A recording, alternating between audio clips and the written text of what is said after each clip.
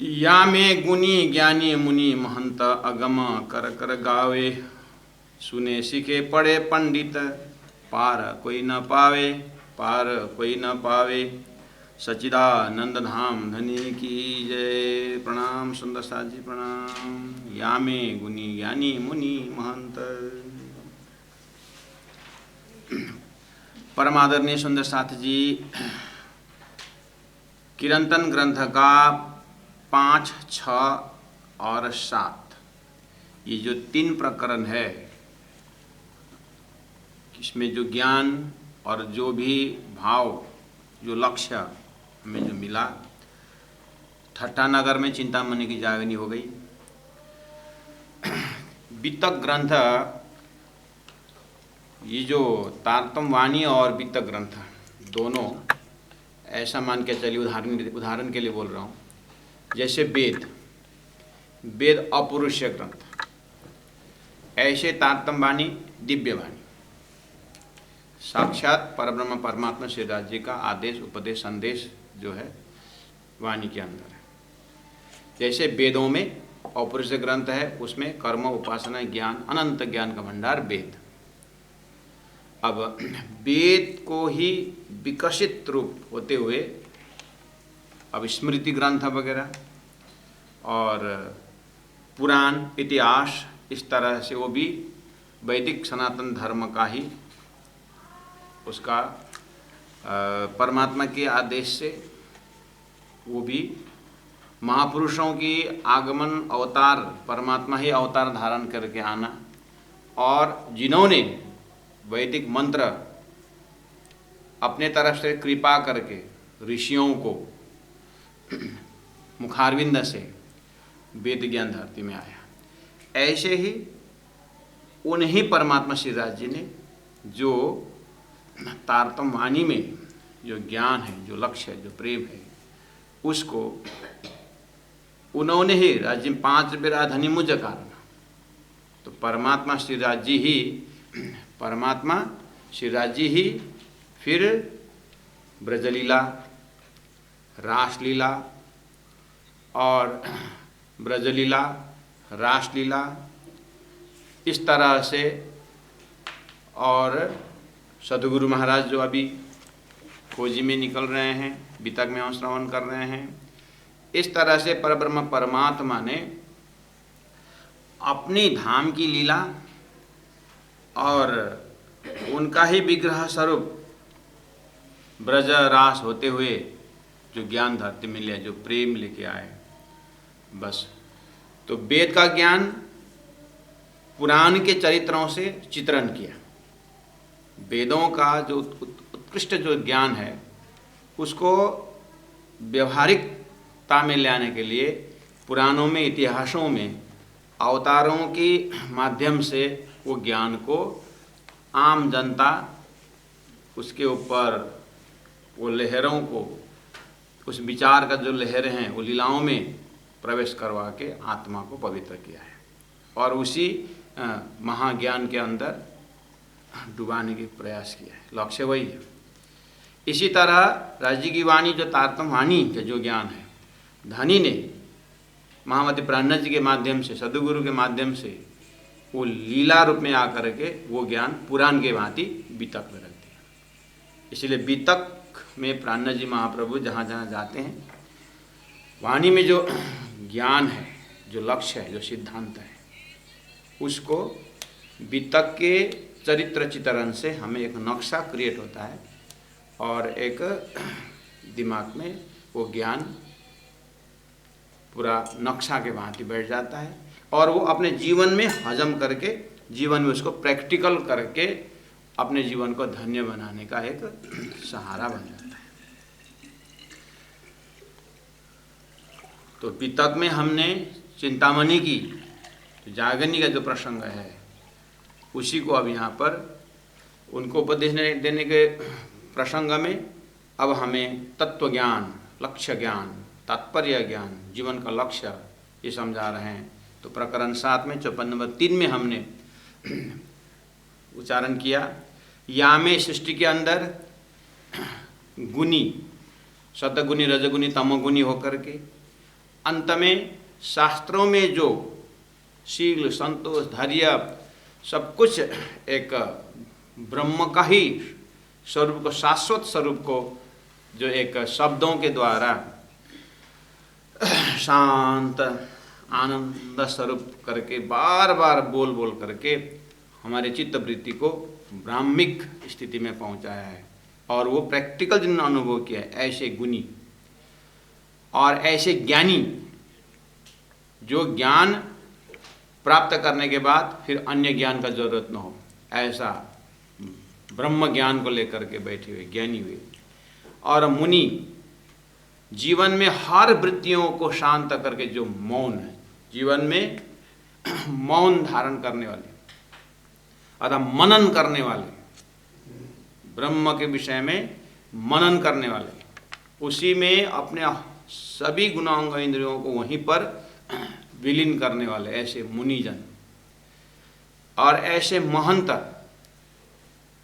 कि एक गादी में स्थित महंत ही महंत नहीं है, कोई भी महंत जिन्होंने इन्हीं परमात्मा की लीला श्रवण करके परमात्मा का स्वरूप को पहचान करके अपनी जो एक छोटा सा एक अहंकार है जिसके कारण वास्तविकता से दूर थे, साधना करते करते ऐसे पर्दा को खत्म करके परमात्मा का बृहत स्वरूप में अपने आप को विलीन करने वाले, अपने अहम को डुबाने वाले ऐसे महंत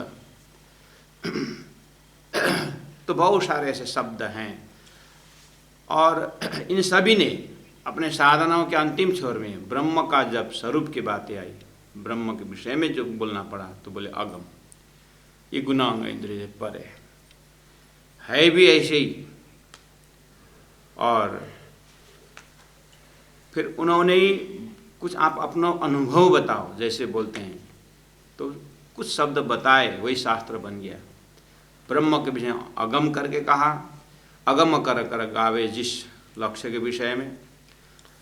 अब उन्होंने जो अगम दिया, अगम शब्द दिया, अब पीछे जाने वालों भी वही रिपीट करते रहे, उसी को सुने और उसी को सीखे और उसी को पढ़े और पंडित कहलाए, ज्ञानी कहलाए, तारतम कहता है। लेकिन जिस ढंग से, जिस तरह से परब्रह्म परमात्मा की अनुभूति तारतम जो कर रहा है या करवा रहा है, वो चीज़ को पार कोई न पावे। इसीलिए मामति प्राण जी तारतम वाणी के माध्यम से सिर्फ आत्मा को संबोधन करते कहते, तू देख दर्शन पंथ पेड़, हे आत्मा तू स्वयं भी देख ले और संपूर्ण दर्शनों को, सिद्धांतों को अध्ययन कर और अनेक पंथों में जा, जो मार्ग जो दिया हुआ है पैड़े, इन सभी मार्गों में उस ब्रह्म की ओर संकेत करने वाले उन मार्गों में, उन संप्रदायों में, उन सिद्धांतों में दीक्षित हो जा। और एक उसके बाद करे कि चिंतन करते अपना भी परमात्मा के अनुभव जो तुमको हुआ बनाओ, कविता बनाओ, कि वह करो, सिद्धि को प्राप्त करो, सच्चा साधक बनो, चढ़ी 14 चमत्कारी होकर के 14 भवन भ्रमण करो, लेकिन अंत में परमात्मा निराकार है, अर्थात परमात्मा शून्य में समावे, परमात्मा के विषय में शून्य ही मिलेगा, निराकार ही मिलेगा। इस तरह से तहाँ आड़ी अगम अगाध, वहाँ पहुँचने के बाद एक अगम शब्द में ही एंडिंग होगा। तो प्राणा जी ने कहा, तारतम वाणी जो लक्ष्य दे रहा है, आत्मा को बोल रहा है कि परमात्मा वास्तव में निराकार नहीं है।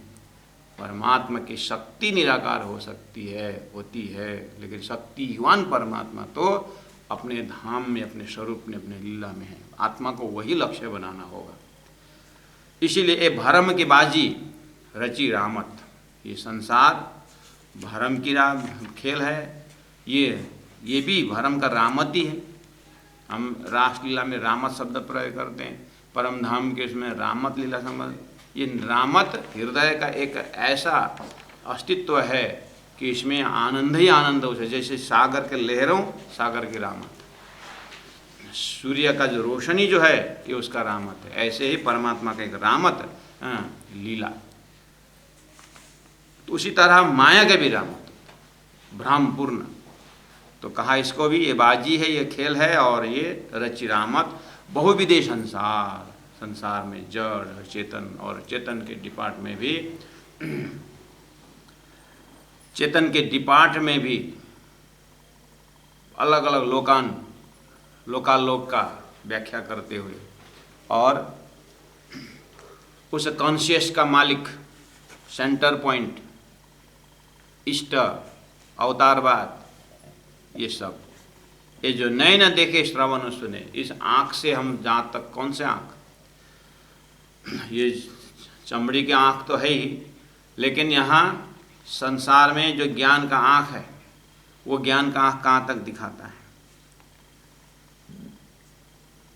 नए न देखे श्रवण सुने, कान से जो भी सुनाई देता है सब मूल बिना विस्तार। अगर कान से बिना तारतम, अगर हम धरती में कान से जितने भी शास्त्रों को सुने, ये 14 लोक, अष्टावरण, ज्योतिष स्वरूप गायत्री, मौत, नारायण, उसके बाद ब्रह्म निराकार, यहाँ से आगे बिना तारतम जाता नहीं है। ये सब मूल बिना विस्तार, यहाँ तक कि जो श्रवण धर्म है, यहाँ तक जो ज्ञान के चक्षु ने अगर देखा है, तो सृष्टि उत्पत्ति होने के विषय में उन्मेष निमेष अभ्याम ब्रह्मांड प्रलय अक्षर द्वारा उत्पत्ति होने का तक की बात दिखाई दे। इसलिए कहा ये सब तो मूल बिना विस्तार, इसका मूल नहीं है, ये कहीं कहीं न कहीं इसका महाकारण है। तो वहाँ तक पहुँचने के लिए सदगुरु के पास जाना होगा, वो तो बाद में बताते रहेंगे। जो जितना जो चौपाई है, उसका जो लिटी है, एक एक जो चार चौपाई में 4 चरण होता है, तो एक एक चरण को हम अवलोकन कर रहे हैं। ये भरम बाजी रची भ्रामत बहुविधे संसार हम जो देख रहे हैं। अब बोलते कहा कि उन्होंने नए न देखे श्रवण सुने, हमारे जितने भी ज्ञानेंद्रिय हैं वो जितना भी आगे दौड़े, लेकिन सो मूल बिना विस्तार, उसका विस्तार जो है इसका मूल नहीं। क्यों? यह अज्ञान से, ये भ्रम से।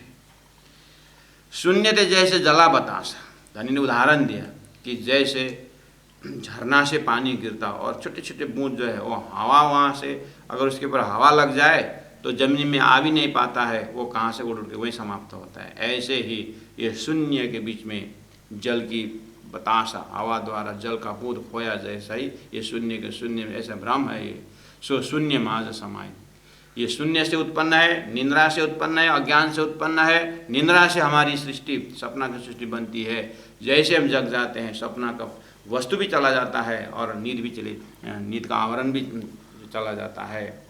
ऐसे ही अंत में सिर्फ अक्षरातीत परब्रह्म परमात्मा, उनका सत्स्वरूप अंश अक्षर ब्रह्म का ही अस्तित्व रहेगा।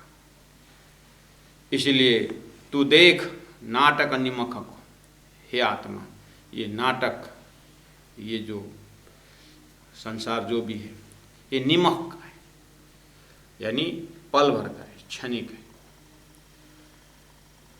अब करे कहाँ विचार। अब इतना अगर चिंतामणि जैसे व्यक्तित्व संसार में जो हम भी अगर अपने अंदर भी देखें, सही अर्थ में लगता है कि सही में ये नाम और नाटक निमक का ही, हमारा प्रत्येक श्वास बदलता रहता है, एक एक श्वास का कीमत है, और क्या होने से शरीर चल रहा है और क्या चलने से शरीर शांत हो जाता है, जिसको मृत्यु कहा जाता है। इस सबको देखते हुए अगर सही अर्थ में लगता है कि आत्मा तत्व ही वास्तव में अंतिम तत्व है, ऐसा अगर लगता है तो फिर हे चिंतामणि जैसे व्यक्तित्व, वो लक्ष्य भेदन के लिए सद्गुरु के पास जाना होगा, तारतम महामंत्र का सत्संग करना होगा, और बहुत कुछ आगे करना है। तो अब करना है करके तुम विचार करके बैठे रहोगे तो भी नहीं होगा। इसलिए अब कहाँ करे विचार, अब खाली विचार ही करते रहोगे। अब विचार करना चाहिए, अब विचार करना चाहिए। कितने घर में बहू सात्विक होती है, सास भी, और परिवार में सब तारतम ले चुके होते हैं, एक एक लक्ष्य के गुरु करके होते हैं, और पिताजी एकदम अरठदास होकर के बैठा हुआ, पोखर जैसा एकदम। प्रभावती माता जी ऐसे ऐसे लोगों को बोलती थी, अक्कड़दास, वो हृदय से तो कबूल करता है कि नहीं, कोई एक मंत्रदाता गुरु को तो पकड़ना चाहिए, लेकिन करेंगे ना, हो जाएगा। अरे तू कर रही ना, मैं तेरे को वादा दिया हूँ, वादा किया हूँ, करके अकड़ के बैठते हैं। अब विचार करेंगे ना, अभी है ना। एक आदमी गौ चराता था, और गौ 8, 10, 15 गौ उसके, उसमें से एक बैल भी था, मतलब बैल 2 है। तो एक बैल का सींग जो है ना, गुजरात प्रांत में आपने देखा, गुजराती बैल कितना बड़ा सींग होता है ना, बहुत बड़ा सींग, और ऐसा घूम के आता। तो जब भी गौचरा दिन में 2-3 बार तो सोचता था, कब से सोच रहा था, मतलब ये बैल को इतना बड़ा सींग है, इसको झंझट नहीं होता।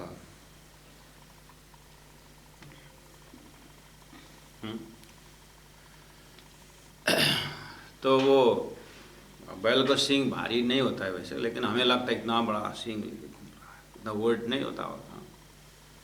जो लंबा बाल हो तो हम पूछते हैं इतना लंबा बाल झंझट नहीं लगता है, उनको पूछो कुछ नहीं लगता है। और उनको बालों को देखा हमें झंझट लगता, हम तो मुंडन करते हैं। और जो मुंडन है उसको तो एक बार 1 गिलास पानी ऊपर डाला पहुंच जाता है, पादू का अपने आप वहाँ पहुँच जाता है। और उनको पानी तो ऊपर शिव जी के गंगा जट्टा में गंगा ही खो गई, तो ऐसा उनका तो पानी नीचे पहुँचता ही नहीं। ये सबको देख करके झंझट नहीं लगता है, जैसा लगता है, लेकिन झंझट नहीं लगता उनको, हैबिट। तो उसने विचार किया कि बैल के सींग में एक बार घुस के देखते हैं तो कैसा होता होगा। तो बहुत विचार करता है, दिन में 1-2 बार तो विचार ट्राई भी करता है। बैल जब घास देता है और एक बार घुस के देखें सींग के अंदर, उसके बाद वो जैसे चलेगा और सिर ऐसा ऐसा करेगा तो मज़ा आता हो, ऐसा विचार करता है वो। करते करते दिन में 10 बार विचार करने लगा, और एक दिन तो घुस ही गया, बैल के अंदर घुस गया, सींग के अंदर घुस गया। और अब बैल को भारी हुआ, क्योंकि अब फॉरेन पार्टिकल घुस गया।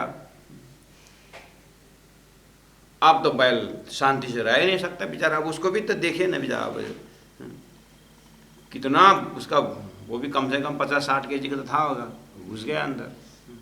अब बैल हिलने लगा, दीवार में ठोकता है, वहाँ ठोकता है बैल, और बालू में खुश रखा है। तो अब उसको तो और अब पकड़ के सींग पकड़ के बैठा हो, अब वो गिरता भी नहीं।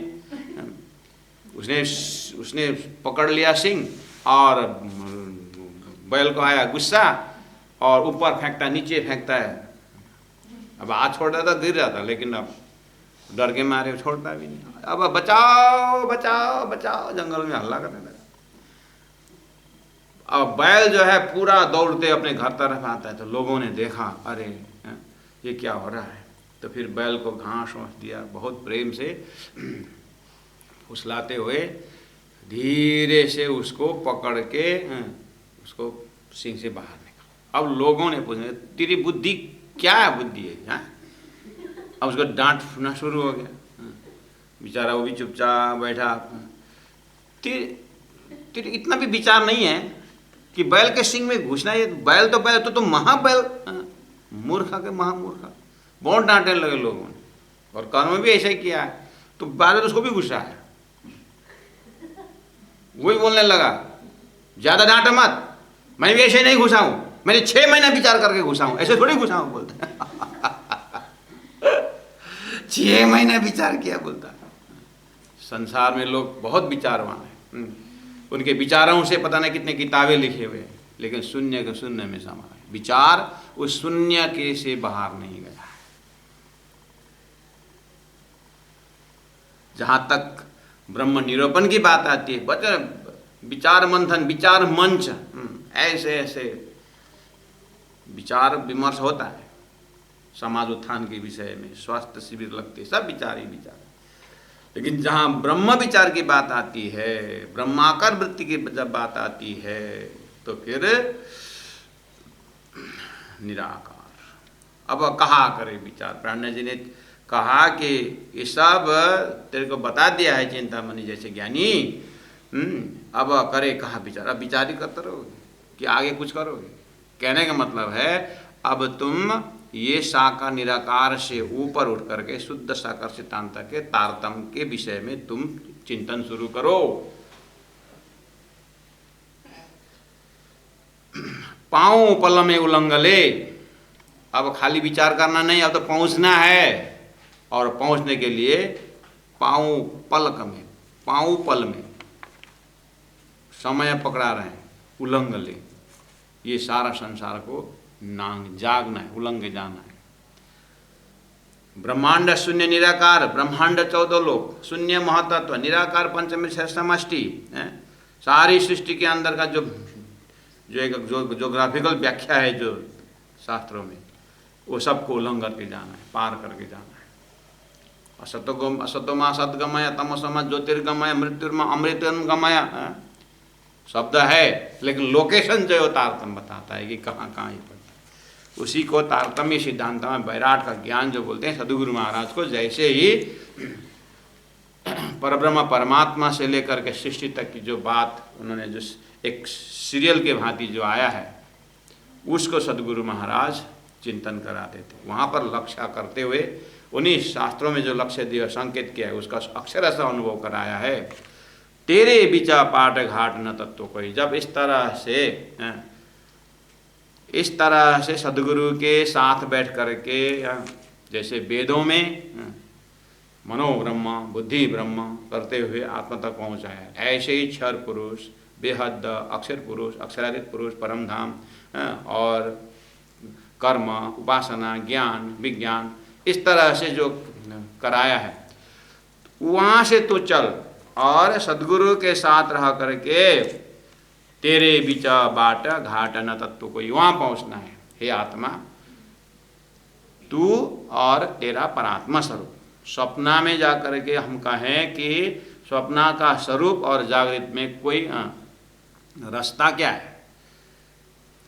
रास्ता है, लेकिन वो जानने के बाद देखा सातों सागर, देखा सातों लोक, पाताल सातों, देखा जाग्या पीछे सबब हो, ये सारा संसार झूठा है और अस्तित्वहीन है। यहाँ पहुँचने के लिए समझ की सीढ़ी है, 108 पक्ष जैसी सीढ़ी है, लेकिन यहाँ शारीरिक स्थूल यात्रा नहीं, ये चिंतन की यात्रा है। और चेतन का विकास में इतना विकासित कि परमधाम का कॉन्शियसनेस, वो चेतना में पहुंचना। इसलिए पाऊपला में उल्लंघले सारा को, और तेरे बीच पाठ बाट घाट न तत्व कोई तत्व नहीं है, एक ही तत्व है, ब्रह्म तत्व है। और मोह का तत्व तो कोई क्या तत्व? स्वप्न है, तू करे पाँव बिना पंथ, ये प्रेम का मार्ग है, पाँव बिना पंथ।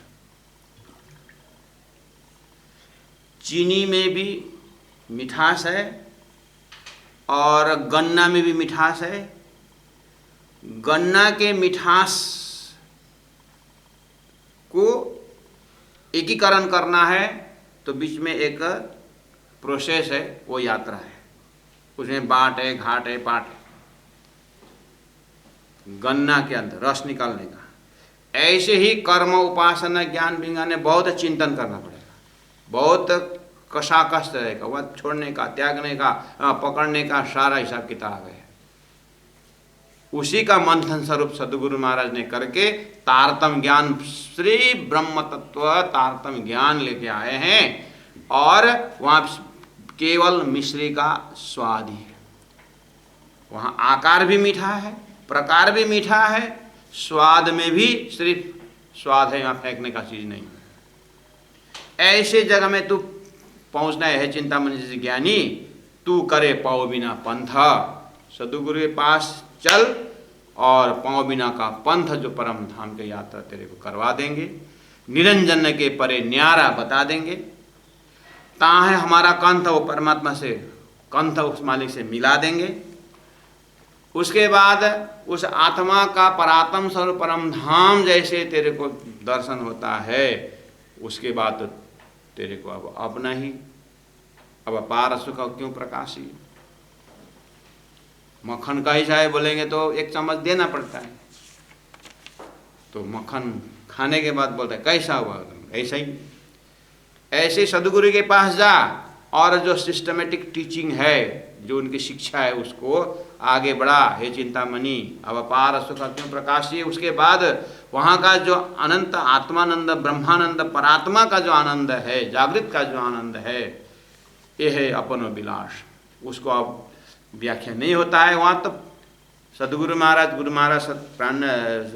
महाराज मंगलदास जी गुरु जी ने कहा है, प्रेम कहा नहीं जाता है, प्रेम किया जाता है।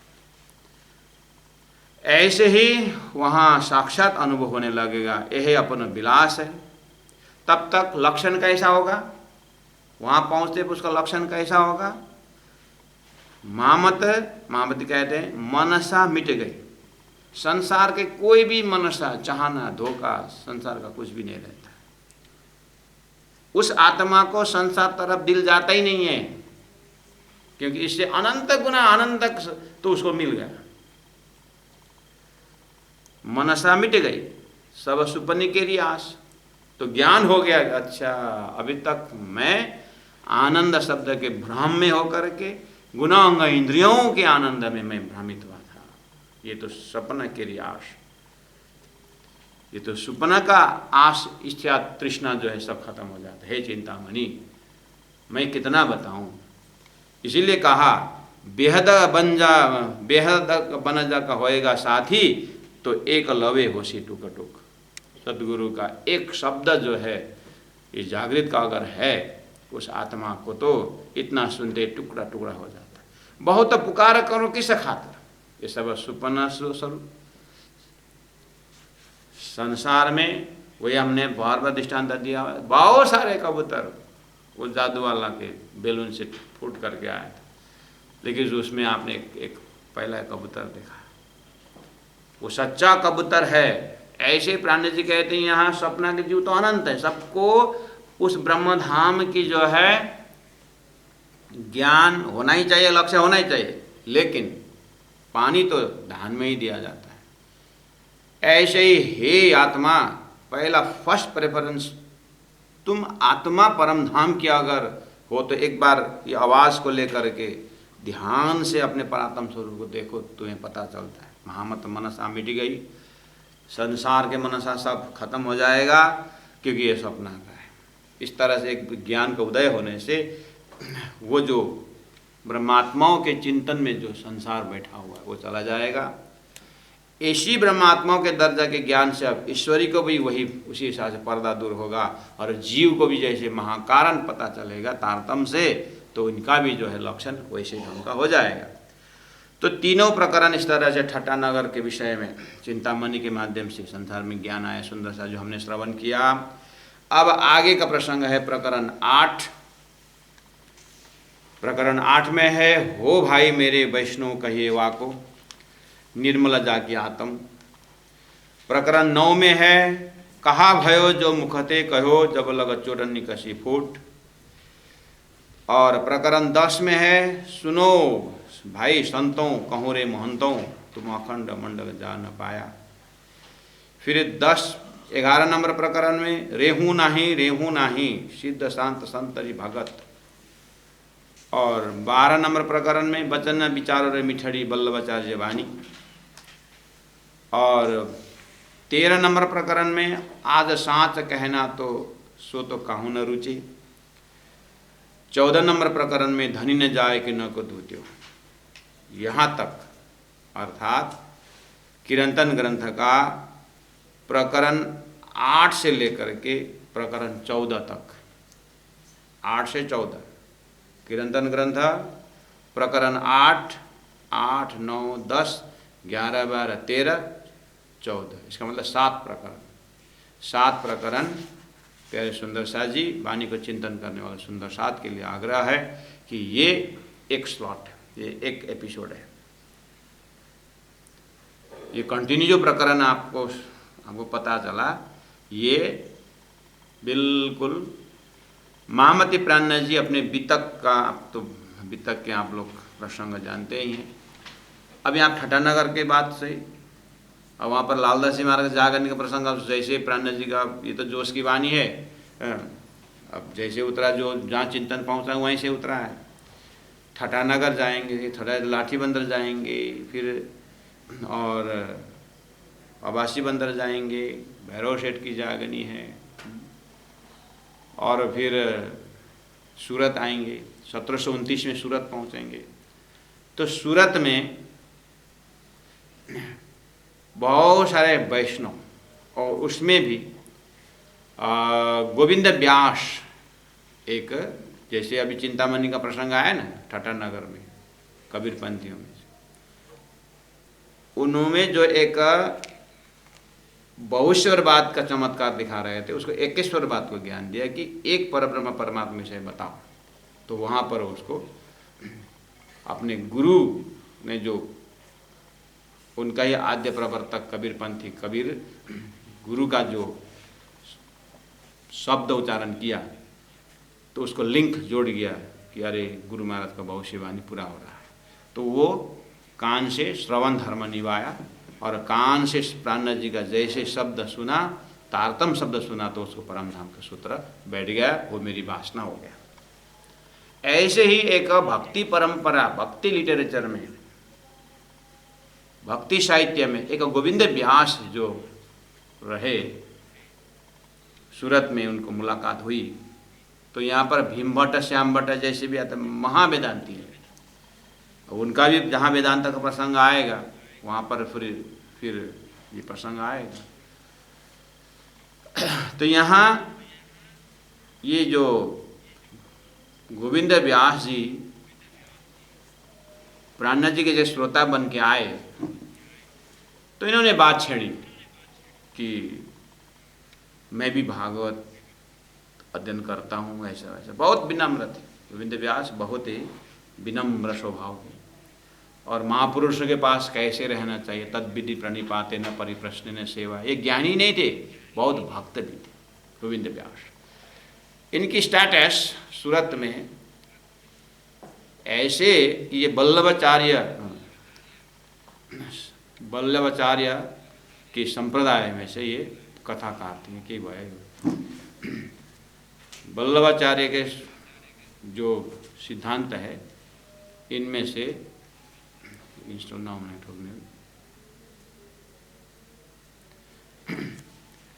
वल्लभाचार्य जो एक वैष्णव में ही एक उस समय का, तत्कालीन समय का, जो सदगुरु आने से 103 वर्ष पहले ही वल्लभाचार्य का संसार में आगमन हुआ है। तो उन्होंने एक जो 100 साल पहले से जो प्रचार हो रहा है, तो उसके विषय में आपको समय आने पर फिर एक अलग ही हिसाब से एक भूमिकात्मक ढंग से रखेंगे। अभी चौपाई आगे खींचना है, 2-3 दिन जो एक ही 2-3 प्रकरण चल रहा है, तो सुनने लगा था, जब भी निकालो वही हो मेरी वासना, हो मेरी वासना बोलते रहेंगे, करके बोलेंगे। इसीलिए प्रसंग भी आगे खींचना है। तो मैं प्रसंगों को किरंतन का प्रकरण 8 से 14 तक की बात 7 प्रकरण की भूमिका बांध रहा हूँ। जैसे यहाँ पे एट ए ग्लांस जब इन प्रकरणों को देखेंगे तो आपके नक्शा आ जाए कि सूरत का मजल पकड़ लेना।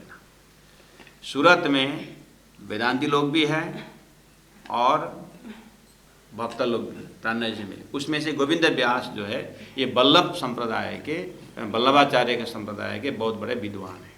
ठीक है, वल्लभाचार्य ने अपने सुबोधिनी टीका में 40 प्रश्न रखे हुए, उसको बोलते हैं भागवत के 40 प्रश्न करके बोलते हैं। प्राणनाथ जी महाप्रभु को तो अपना जहाँ भी जाओ श्रीखंड जहाँ भी रखो उसका धर्म है सुगंध देना, दिया जहाँ भी रखो उसका धर्म है प्रकाश देना। संतों में भी महासंत अक्षरातीत परब्रह्म परमात्मा स्वरूप श्री प्राणनाथ जी जहाँ भी जाएं ब्रह्म निरूपण की बातें, शास्त्रों के निचोड़ की बातें। तो विद्वान लोग समझ जाते थे कि ये महापुरुष कहाँ खड़े होकर के बोल रहे हैं। जब उनको जोश आवेश जब आता था तो ऐसा लगता था कि सब वेद चारों, ब्रह्मा जी का चारों मुख वहीं पर है और विष्णु भगवान का सारा पुराण ही उनके अंग अंग में लटका हुआ है। तो लोग सामने में कुछ नहीं बोल सकते थे, बस शरणापन्न हो जाते थे। जब फिर प्राण जी व्यवहारिक बन जाते हैं, जब फिर शांत चित्त से बैठते हैं तो फिर थोड़ा हिम्मत आ जाता था कि तो शिष्य मंडली जो है वो उस समय उतरी हुई वाणी को फिर वो लिखते हैं। तो जैसे ही प्राण जी सूरत पहुँचे, 1715 में कलश ग्रंथ जो प्रारंभ हुआ था, 1715 में हफ्सा में रास किताब, प्रकाश, शत ऋतु, ये तीन तो 1715 में कंप्लीट हुआ। इसी ग्रंथ का अंग की बात कर रहा हूँ। उसमें जब कलश का जब बात आई, नाम ही कलश ग्रंथ है, यानी ज्ञान का कलश, प्रेम का कलश, विरह का कलश, हर प्रकार से कलश लगने का अक्षरादि परब्रह्म परमात्मा के माध्यम से शास्त्रों का निचोड़ एक कलश ज्ञान सिद्धांत का कलश जब देने का समय हुआ था, तो 1715 से ये उतरना प्रारंभ हुआ। तो 15, 16, 17, 18 जूनागढ़ में भी शास्त्रार्थ हुआ हरजी व्यास से। तो ऐसे ऐसे प्रसंगों में कुछ कुछ प्रसंग उतर रहे हैं और प्राण जी उसको चिंतन करके रख रहे हैं। ब्रह्म मुनि जो शिष्य हैं वो लिख भी रहे हैं। ऐसे करते करते जब ये सूरत पहुँचते तो कलश ग्रंथ, गुजराती पोर्शन कलश ग्रंथ समाप्त हो जाता है और 1729 में सूरत पहुँचते हैं और 17 महीना रहते हैं। तो इस 17 महीना के अंतराल में कैसे कैसे लोग आए और सदगुरु का पूरा 40 साल का खोज का प्रसंग और वो सब मिश्रित होकर के अक्षरातीत के आदेश से शास्त्रों का सार सब कलश लग गया। माइकिंग में प्राण जी महाप्रभु को श्रीमुख है, लेकिन इसका जो ज्ञान का जो परंपरा है अक्षरातीत के हृदय से ही है, कलश ग्रंथ में रख दिया है। तो वहाँ कलश जैसे ग्रंथ भी पूरा हो रहा है।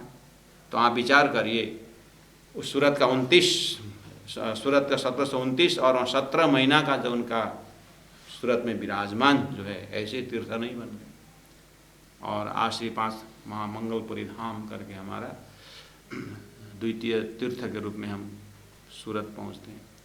द्वितीय इन द सेंस नौतनपुरी में सदगुरु महाराज का स्थान तीर्थ की जगह में प्राण जी का प्रचार जब आगे बढ़ा तो सूरत से नया आयाम ले रहे हैं। सूरत में महामती प्राण जैसे पहुँचते हैं कि अब धर्म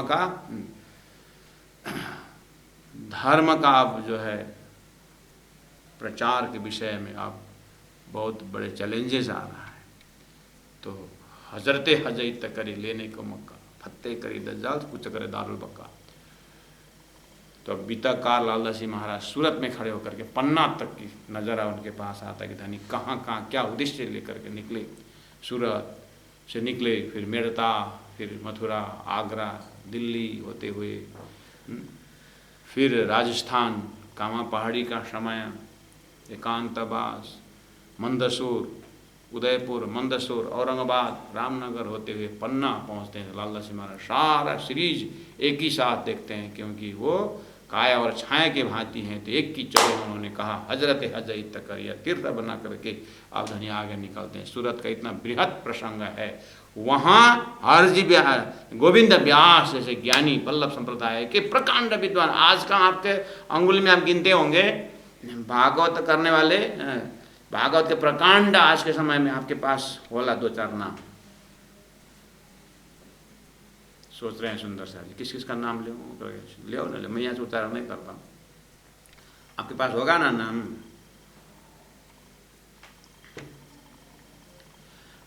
लास्ट टाइम आपके गांव में वो शहर में भागवत सुनने गए थे तो आप तो याद करो, टीवी में भी आता है। अब आप महाराज दिन में 18 चैनल घुसा आता है, पता ना कौन विद्वान है कौन, कंफ्यूज भी हो गए होंगे। जो भी है, तो कल्पना करो फिर कि आपके दिमाग में श्रीमद् भागवत का साक्षात स्वरूप भगवान श्री कृष्ण ही मतलब भागवत कर है, ऐसा कुछ बनाओ दिमाग में, कल्पना ही तो करना है। इस तरह से आपका चिंतन आज के तिथि में भागवत का एकदम साक्षात सुखदेव ही व्याख्या करे, ऐसा लगता हो आपका आस्था का केंद्र।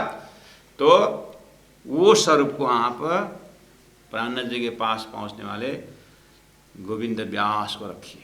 मतलब कहने का मतलब है इतना विद्वान, मतलब ठीक है, वो पहुंचे जो वल्लभ संप्रदाय के बैकग्राउंड से। अब उस संप्रदाय का परिचय देना वो हम आपको वो थोड़ा समझने में सरल हो, पहले मैं सांप्रदायिक भाषाओं को तो बीतक में आ ही रहा। इसलिए ये किरंतन ग्रंथ और बीतक के आज आप लोग ये गूगल मीट से ये प्रसारण किया जा रहा है। इसमें सुबह 6 से 7 बीतक है, शाम को 8 से 9 भारतीय टाइम में, शाम को 8 से 9 किरंतन है। सुबह 6 से 7 के प्रसंग में बीतक सदगुरु महाराज कच्छ देश पहुंचे, और कच्छ देश में अब जैसे ही वो खोजी में लगते हैं तो वहाँ पर आपको बताया जाएगा कि अब खोज करते कहाँ कहाँ गए। तो वल्लभ संप्रदाय, तो क्योंकि सदगुरु से 103 वर्ष पहले ही वल्लभ संप्रदाय है, और उससे भी आगे जो है कौन कौन संप्रदाय है, रामानुज संप्रदाय, निम्नानुज संप्रदाय, विष्णुश्याम संप्रदाय है, वेद है, उपनिषद है, शास्त्र है, अनंत, ये सारा योग है, प्राणायाम है, चक्र है। पता नहीं सदगुरु महाराज वहाँ क्या क्या जगाते हैं और उनको क्या क्या कैसे कैसे गाइड मिलता है, जो शास्त्र में पहले से ही हो गया है।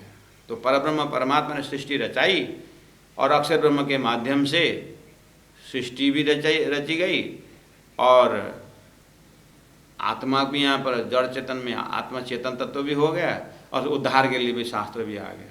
तो पता नहीं कितने सारे शास्त्र है। सदगुरु महाराज एक एक को चिंतन करते हैं, अभ्यास करते हैं, मन में शांति ढूंढते हैं। शंखा आती है, शंखा पूछते हैं, गुरु महाराज सामने वाला, भाई ये तेरा तो प्रश्न बहुत मैं नहीं बता पाऊँ, तुम आगे जा, आशीर्वाद देता हूँ, तू आगे जा, तेरे को अब ये प्रश्न तो ब्रह्म ही बता पाएगा।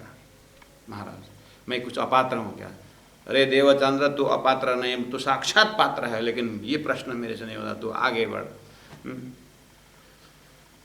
आशीर्वाद देते हैं और लेते हैं तो आगे चलते हैं, इस तरह से आगे बढ़ रहे हैं। तो ये है बीतक का प्रसंग में सदगुरु महाराज का खोज, ब्रह्म खोज विषय। अब किरंतन है उसका रिजल्ट, तारतम्बानी जो है उसका रिजल्ट है, अभी तो खोज कर रहे हैं। तो दोनों प्रसंग आपको कंटिन्यू श्रोता बन करके सीक्वेंस पकड़ेंगे। तो मैं किरंतन से बीतक जोड़ रहा हूँ, और बीतक से फिर वाणी जोड़ना पड़ेगा। तो इस तरह से जैसे ही 8 प्रकरण में आप पहुँचते हैं, ये वाला किरंतन का, कि यहाँ जो चौपाई में है वो मैं शब्दार्थ अभी करता हूँ, और ये 8 प्रकरण तो एक ही भूमिका जाना है। जैसे एक ही भूमिका में मैंने प्रकरण 6, 7, 8, 5, 6, 7 ठठानगर का प्रसंग में लिया एक ही भूमिका में, ऐसे ये सूरत का जगह में एक ही भूमिका में ये 8 प्रकरण 7 प्रकरण का आनंद लेना है। ये हुआ प्रकरण परिचय और प्रसंग परिचय कि सूरत का नक्शा, सामने में कृष्ण भक्ति, वल्लभाचार्य के कृष्ण भक्ति का प्रचार प्रसार, उसके विद्वान, इसका स्वतः भागवत के विद्वान है, कृष्ण भक्ति मतलब भागवत के विद्वान है, और उन्हें अपना बैनर ही बताया वल्लभाचार्य का। प्राणनाथ जी को पता है कि वल्लभाचार्य का मान्यता क्या है, और उनको पता है कि सुबोधिनी टीका में 40 प्रश्न वल्लभाचार्य रखे हैं, और वो प्रश्न का उत्तर उनके संप्रदाय में भी अक्षरशः उत्तर देने वाला न मिलने के कारण कितने एडिशन में, कितने प्रकाशित ग्रंथ में वो हटाए भी, उनको सब प्राणनाथ जी को पता है।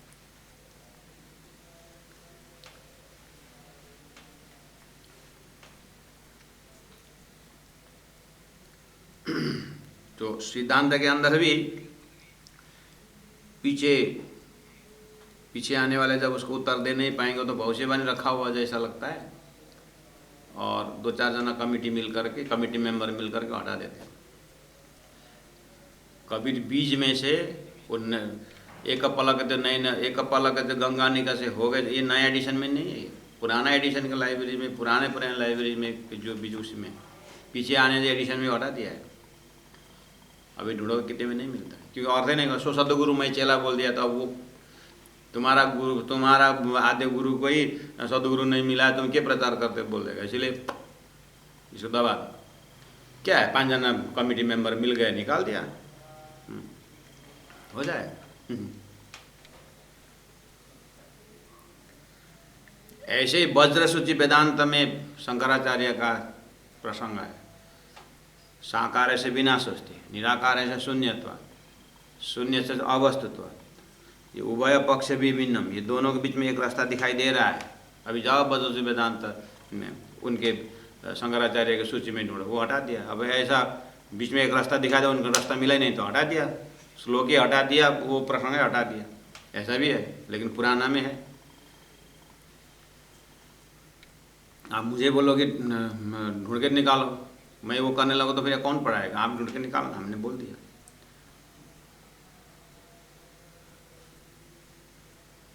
तो जब ऐसे ही ये भागवत का 40 प्रश्न का भी जो प्रसंग है, थैंक गॉड गोविंद व्यास तक में वो था, है। अब वो तो वहाँ पर प्रश्न में 40 प्रश्न है, मामूली, लेकिन ये सीरियस साधक थे।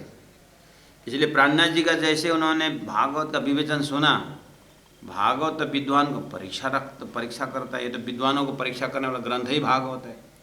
तो उनको प्राणनाथ जी का वो विश्लेषण देख करके ब्रजरास के विषय में, अखंड ब्रजरास के ऐसे जब प्राणनाथ जी की व्याख्या गए तो बहुत रोमांच हो गए।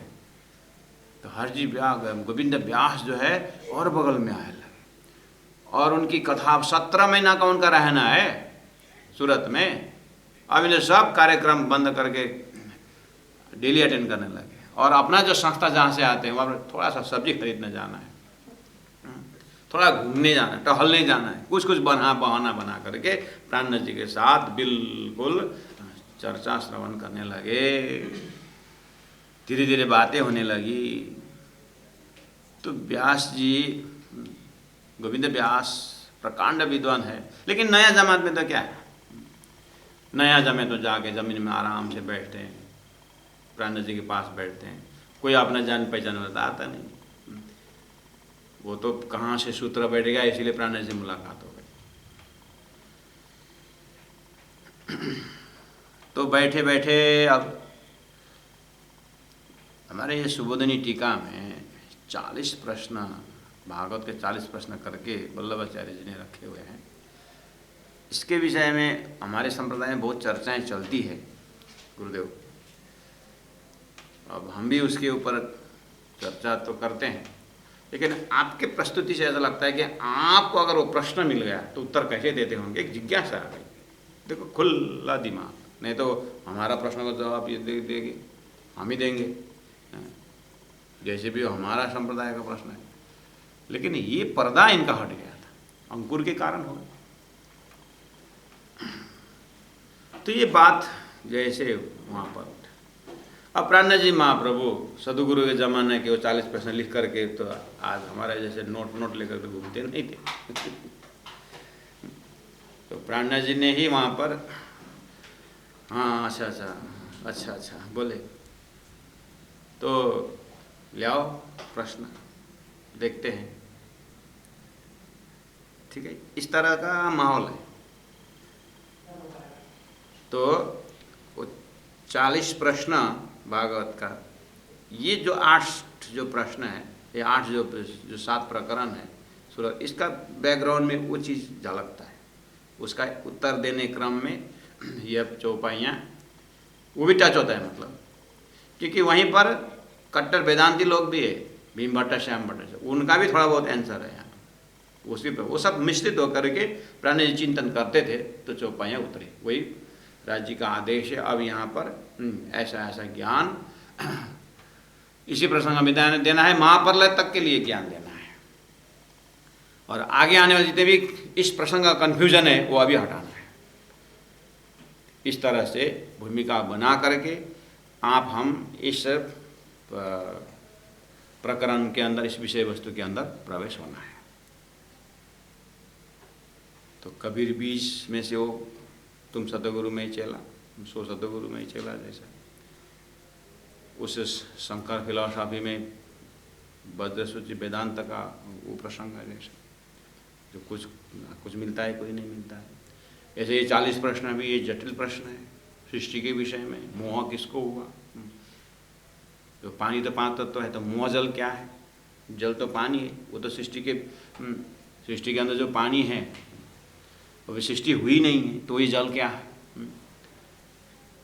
जो मोह जल कहा जाता है, जल शब्द कहाँ से आया? जब सृष्टि हुई नहीं, जो जल तो आम देख रहे, सृष्टि हुई नहीं तब क्या मोह जल क्या है? ऐसे ऐसे प्रश्न है वहाँ पर। तो ना समझने वाले आप वो हटा भी सकते हैं। वैसे ही ये तारतम्य में भी कुछ संकेत समझना जाना, वाणी के अंदर को समझ में न आने से हो सकता है कहीं ना कहीं फिर ऐसे बुद्धि कहीं भी आ सकती है कि इसको हटा दो, उसको हटा दो। ये तो सिद्धांत है। प्राणनाथ जी का दिव्य, अगर नहीं पचता है, अपने को सहन नहीं होता है, तो आप छोड़ सकते हैं, ये कोई कंपल्सन नहीं है, लेकिन इसको छेड़छाड़ करना नहीं होता है। ये तो शाश्वत सिद्धांत है, ये रिवील नॉलेज। आप एक गीता का शब्दों का आगे पीछे करके देखो, गीता में आस्था रखने वाले कहाँ पहुंचा देंगे आप?